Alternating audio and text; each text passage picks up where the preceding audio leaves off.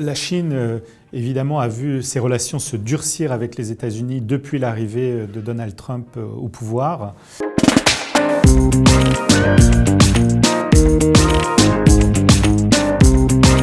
Ça a été une évolution continue avec parfois des allers-retours et des déclarations souvent un peu intempestives par tweet de la part de Donald Trump qui ont parfois perturbé les marchés.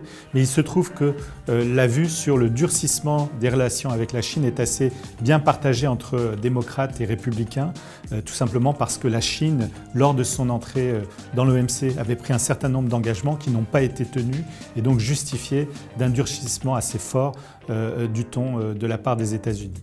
Donc ça devrait continuer avec Joe Biden, mais peut-être que la politique avec la Chine sera beaucoup plus prévisible pour les investisseurs et les mesures seront, je dirais, graduées en fonction des efforts qui seront fournis par l'administration chinoise.